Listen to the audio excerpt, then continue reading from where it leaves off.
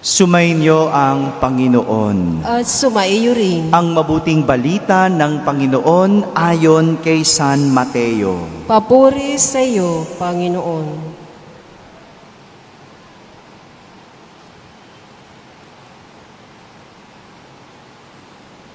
Noong panahong iyon, sinabi ni Jesus sa kanyang mga alagad, "Huwag ninyong hatulan ang inyong kapwa upang hindi kayo hatulan ng Diyos, sapagkat hahatulan kayo ng Diyos ayon sa hatol na inihahatol ninyo sa iba.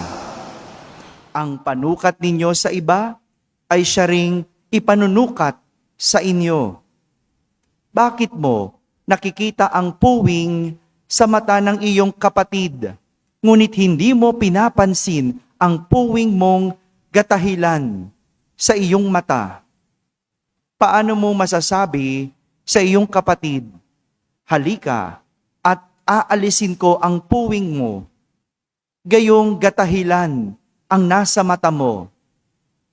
Mapagpaimbabaw, alisin mo muna ang puwing na gatahilan, at sa gayoy makakakita kang mabuti at maaalis mo ang puwing ng iyong kapatid." Mga kapatid, ang mabuting balita ng Panginoon. Pinupuri ka namin, Panginoong Hesukristo. Maupo ang lahat at makinig sa homilya. Magandang gabi po sa inyong lahat. Magandang gabi sa mga nasa barangay, mga nasa tahanan at nasa abroad na nagsisimba via online. Kasama kayo sa aming banal na pagdiriwang dito sa ating parokya.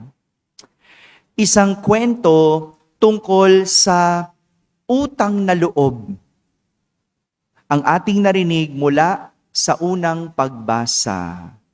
Sabihin nyo nga po, utang na loob. Sinong hindi nakakaalam kung ano ang ibig sabihin ng utang na loob? Taas nga ang kamay. So, ibig sabihin, lahat tayo. Lahat tayo alam kung ano ang utang na loob. At nangyari ito matapos iligtas ng Diyos ang mga Israelita mula sa kaalipinan ni Haring Faraon sa Ehipto. Ang mga Israelita noon sa Ehipto, alipin, pinahihirapan, sinasaktan, inuutusan. Kumbaga, walang sariling isip, walang sariling desisyon. Lahat manggagaling sa amo, manggagaling sa hari. Ganun ang buhay ng mga Israelita sa Ehipto. Pero, iniligtas sila ng Diyos. Inalis sila sa Ehipto.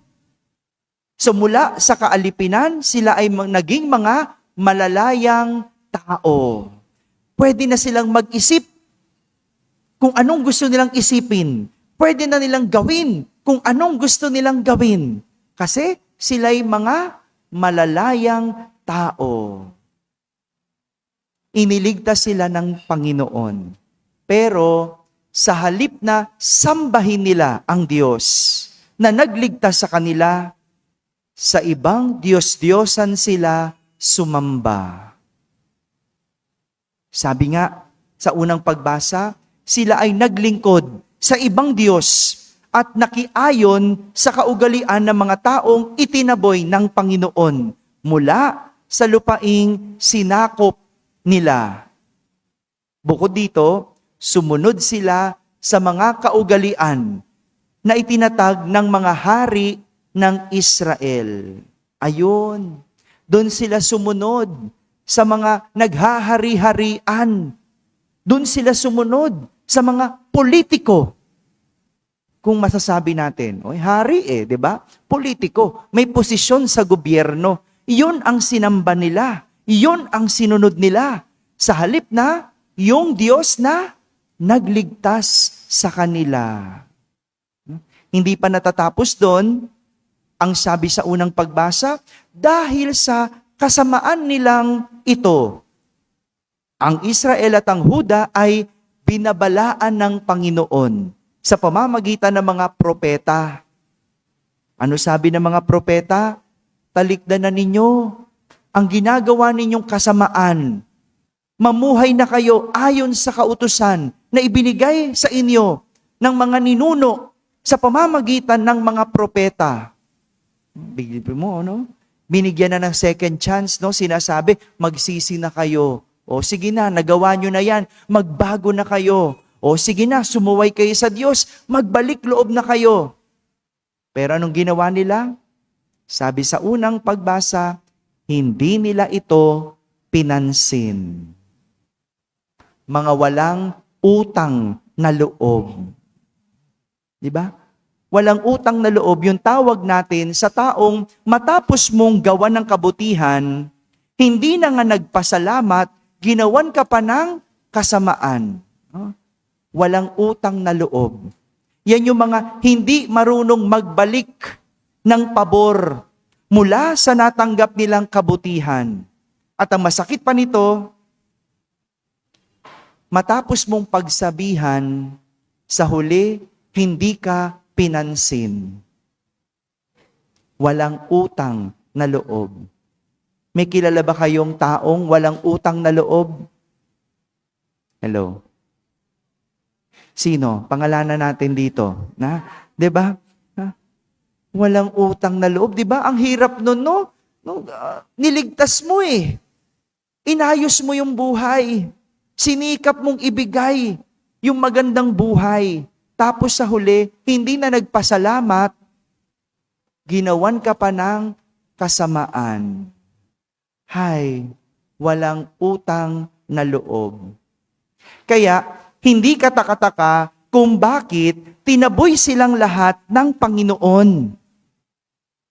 Sa huli, lahat ng walang utang na loob, nahirapan dahil sa sarili nilang kagagawan. Ayon. Sino may kasalanan? Bakit sila nahihirapan? Yung Diyos o sarili nilang kagagawan? Sarili nila. 'Di ba? May kasabihan tayo sa Ingles, do not bite the hand that feeds you. Ano ibig sabihin nun?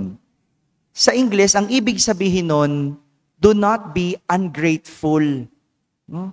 Kasi, pili mo, pinapakain ka, kakagatin mo yung kamay na nagpapakain sa'yo.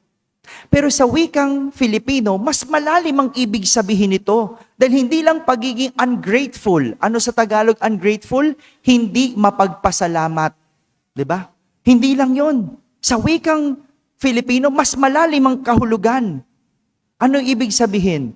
Hindi mo dapat tinatalo o hindi mo dapat kinakalaban ang taong naging mabuti sa iyo. 'Di ba? Yung nagbigay sa iyo ng trabaho, hindi mo dapat tinatalo. Yung nagpaaral sa iyo, hindi mo dapat kinakalaban. Yung nagpapakain sa iyo, hindi mo dapat sinusuway. Tama? Dapat nga mabuti ka sa kanila kasi naging mabuti sila sa iyo. Do not bite the hand that feeds you. Parang ganito, yung nangyari sa mga Israelita. Anong ginawa nila? Kinagat nila yung taong nagligtas sa kanila. Kinalaban nila yung taong nagbigay ng magandang buhay sa kanila. Kaya sa huli, napahamak sila. Sinuway nila eh. Tinalikuran nila yung taong nagligtas sa kanila. Kumbaga, sila ang gumawa sa sarili nilang kapahamakan. Ito ang nangyayari kapag tinatalo natin o kinakalaban natin ang Diyos. Hindi sa pinarurusahan tayo ng Diyos, kundi ang nagparusa sa sarili natin ay tayo din. Kasi hindi katangian ng Diyos, hindi ugali ng Diyos ang magparusa. Tayo ang nagparusa sa ating sarili. Minsan ganyan yung drama natin. sinisisi natin sa Diyos ang nangyayari sa buhay natin. Sinisisi mo ang Diyos, bakit ka nasira? Bakit ka bumagsak? Bakit ka nalugi? Ano pa? Sinisisi mo ang Diyos, bakit ka nagdurusa? Yan tanong, sino bang may gawa? Hello? Sinong magastos? Sino nagpasasa? Sino nagmalabis?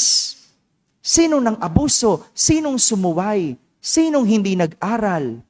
Tapos sa huli, ang Diyos pa rin ang may kasalanan?